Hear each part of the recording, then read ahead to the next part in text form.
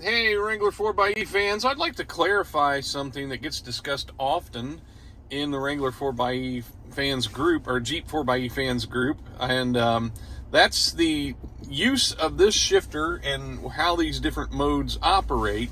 There are a lot of people that make the argument that you should never use 4-high when on dry pavement, and that is true, but you can use 4-high auto all the time. It's the 4-high part-time that you don't want to use on dry pavement.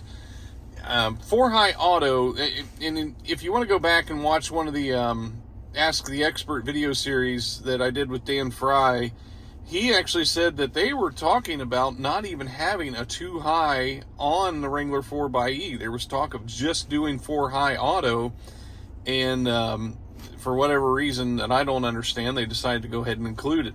In his words, from their testing, there is quite little by way of efficiency differences between 2-high and 4-high auto, because most of the time when you're in 4-high auto, the vehicle is operating like a 2-wheel drive. 4-high auto is sort of like what you would think of like an all-wheel drive from other manufacturers, in that it only engages the 4-wheel drive when it detects wheel slip and when it sees that it needs to go into 4-wheel drive. Otherwise, it's basically operating like a 2-wheel drive vehicle. And he said in their testing, they really did not see much of an efficiency difference between 2-high and 4-high auto. Now, 4-high part-time, now if you leave it in 4-high auto, it'll say 4-high auto down here on your screen. If you put it in 2-wheel drive, it just goes away and doesn't give you anything. But if you have it in 4-high auto, it'll give you that. If you smack it to the right, and go into 4-high part-time, now we're in a different ball game altogether, and everything locks up in the axles and everything connects up.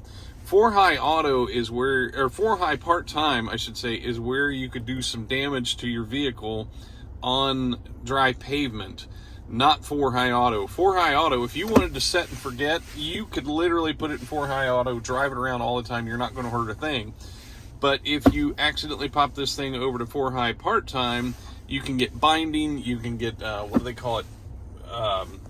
The hop, when it basically if you're turning the wheel, you've got everything locked up between the front axle and the back axle, and you're going to bind things up, and you're going to damage your transfer cases and stuff. So 4-high part-time. Now, the way I would operate in the snow is I would leave it in 4-high auto, and if I found myself like sort of just not getting out of a bind, or was having a hard time, I'd throw it over in 4-high part-time.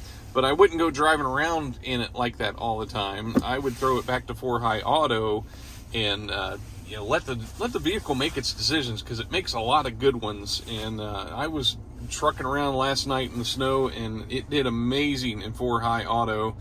I got in a really nasty, slushy, snowy, icy patch, and I threw it in 4-high part-time, and I tell you, I couldn't tell the difference between the two. It was doing a great job. So I hope that resolves some conflict.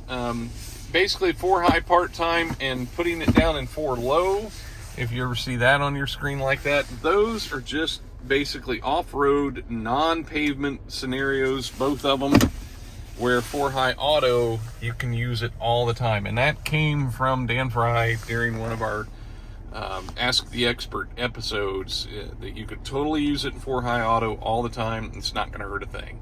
Hope that helps. Thanks for watching.